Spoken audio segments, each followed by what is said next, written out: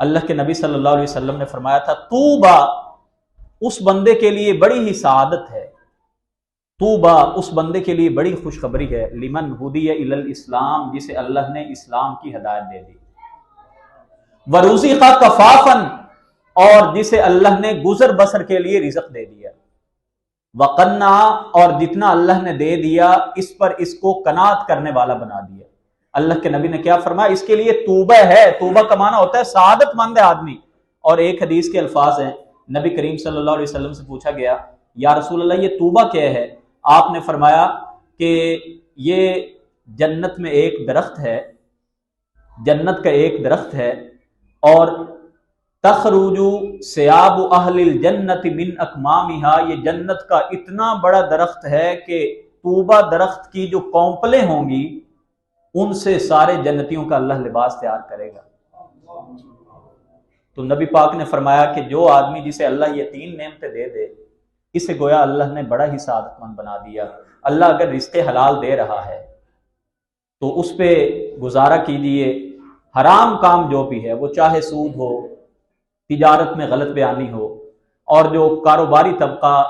ان کے پاس ملازم ہوتے ہیں، سرکاری نوکر ہوتے ہیں، سرکاری ملازم ہوتے ہیں، ان کو بڑی ایک بیماری، یہ کام نہیں کرتے، مالک ان کے اوپر کیمرے لگوا دیتے ہیں، یہ کیمرے کے نیچے بھی کام نہیں کرتے۔ کام تب تک نہیں ہوتا جب تک انسان اندر سے تیار نہ ہو۔ تو یاد رکھیے تنخواہ لینے کی اگر آپ ڈنڈی مار رہے ہیں، بر وقت ڈیوٹی پہ نہیں جاتے، مالک کا کام نہیں کرتے، چاہے پرائیویٹ ملازم ہوں یا سرکاری ملازم ہوں، یہ تنخواہ جو لے رہے ہیں یہ تنخواہ بھی حرام کی بن جاتی ہے۔ اور جب ہم حرام کا پیسہ کماتے ہیں تو پھر جتنی مرضی نمازیں پڑھتے جاؤ، جتنی مرضی دعائیں کرتے جاؤ، وہ اللہ کے ہاں قبول نہیں ہوتی۔ مسند احمد کی ایک روایت ہے، من اشتری ثوبا بعشرۃ دراہم، جس آدمی نے 10 درہم میں ایک لباس خریدا، جس آدمی نے 10 درہم میں ایک لباس خریدا اور 10 درہم میں سے ایک درہم اگر حرام کا تھا، ایک، جب تک یہ لباس اس بندے کے جسم پہ رہتا ہے اللہ اس کی کوئی بھی عبادت قبول نہیں کرتا۔ میں آپ سے پوچھتا ہوں کہ سارا بینک بیلنس ہی حرام کا ہے، اور پوری یہ تو ایک درہم ہے نا، باقی 9 اس کا مطلب ہے حلال کے تھے، اور اگر ساری جو الماری میں کپڑے کھڑے ہیں، کوٹ کھڑے ہیں، پینٹیں کھڑی ہیں، ساری حرام کی ہوں، پرفیوم بھی حرام کے، شوز بھی حرام کے، تو پھر بتائیں کہاں پہ گئی ہماری باتیں؟ اسی لیے نبی پاک نے فرمایا تھا نا، ایک بندہ میدان عرفات میں کھڑا ہوتا ہے، احرام پہنا ہوتا ہے، کہتا ہے یا ربی اللہ میں نے معاف کر دے۔ اللہ کے نبی نے فرمایا اللہ کیسے اس بندے کی دعا کو قبول کرے؟ وَمَطْعَمُهُ حَرَامٌ وَمَلْبَسُهُ حَرَامٌ وَغُذِيَ بِالْحَرَامِ، اس کا کھانا بھی حرام کا، اس کا پینا بھی حرام کا، اس کو غذا بھی حرام کی دی گئی، فَأَنَّا يُسْتَجَابُ لَهُ، اللہ اس کی عبادت اور دعا اس کی کیسے قبول کرے؟ اور سعد بن نبی وقاص نے جب نبی پاک سے پوچھا تھا نا، اللہ کے رسول